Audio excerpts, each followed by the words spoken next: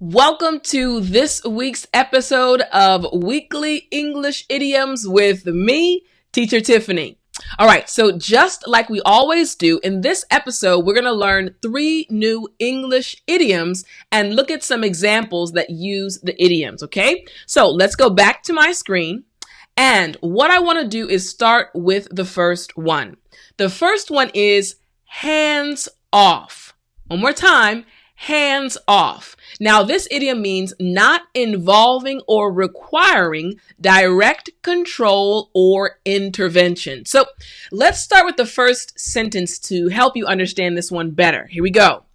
The supervisor had a very hands-off approach when addressing issues with his staff.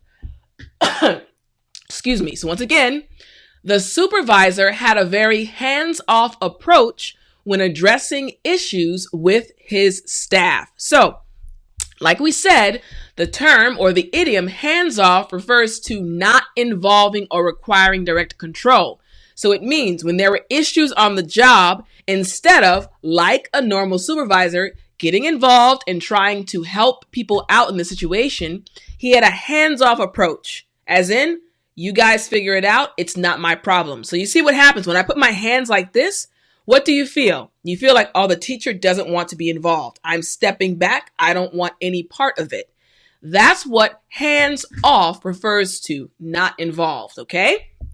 All right, let's go to our next example. Here we go. My boss is very hands off. Very similar to the first one, okay? And finally, it is better to have a hands-off approach in this situation, okay? So there are certain situations that require us to be involved. And then there are other situations that it would be advisable for us to not get involved in. So for example, if we have 2 best friends and these best friends, they are both arguing with each other. Well, you're in the middle. Should you get involved? Or should you just step back? Depending on the argument, sometimes it's better to have a hands-off approach and allow them to deal with it. Because if you got involved, maybe this friend would be happy, but this friend would be mad at you. So in certain situations, it's better to have, a hands-off approach. Okay? All right.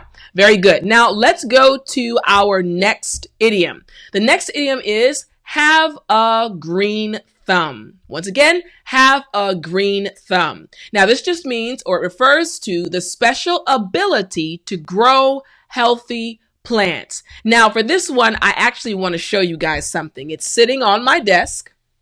Let me see if I can lift it up to show you guys. Oh, it's kind of heavy. So, this is my plant, my office plant that has grown. When I got it, it was there only were about like 5 leaves. And as you can tell, there's a lot more leaves now. So I feel like now I have a green thumb, which means I can grow plants well, or I can take care of them and they grow, okay? So I wanted to show you guys that I'm very proud of my plant.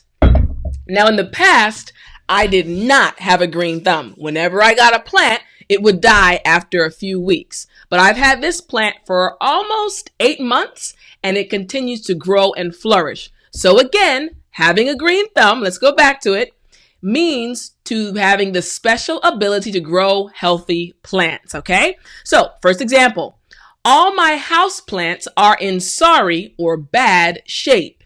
It's clear I don't have a green thumb, okay? Now you understand. Next, my mom has a green thumb. Now, this is actually very true. My mom loves plants, and they're all around the house on the second floor, or the main floor of the house near the kitchen. She loves plants. And one of my good friends also loves plants. She has a green thumb. There are lots of plants around her house as well, okay? All right, and finally we have, he had a green thumb, so all of his plants flourished or grew well, okay? All right, next we have this one. Have a heart. Again, have a heart. Now, this means to be merciful or have pity, okay? To be merciful or have pity. So, first example. One must have a heart for the homeless to freely give their time at the local shelter. Okay? Again, have a heart means being merciful or having pity. Now, my mother and I this morning actually had a conversation. My mother has a passion for homeless people, and I also have a passion for homeless people. People who don't have enough money to survive on their own and who also don't have a place to live. So growing up, we were reminiscing. My mom on Sunday mornings would go out with the lady from our church and she would feed the homeless. And I always had that memory in my mind. So much so that even when I went to Korea, I started a program for the homeless where we fed them different meals, but they were very delicious. All right. Now, again, I had a heart for the homeless. I wanted to show them pity. I wanted to take of my time to help them because my mom was the same way and still is the same way, and also the lady at our church. So again, having a heart just means being merciful or showing pity to someone else, okay? All right, so our next example, hey, have a heart. This is my first time. It means be merciful. Please understand. And finally, please let me pass. Have a heart. So maybe this person in this situation is trying to meet a deadline and maybe they're late for a meeting, right? And they're trying to rush onto the elevator, but there's a long line and people are waiting. So the person says, please let me pass. Let me get on the elevator first. Have a heart. I'm in a rush. I have a deadline. I have a meeting. Okay.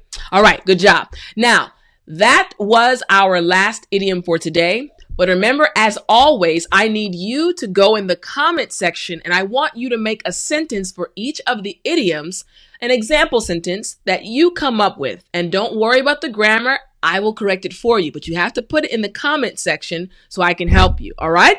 Okay, guys, I'll talk to you in the next lesson.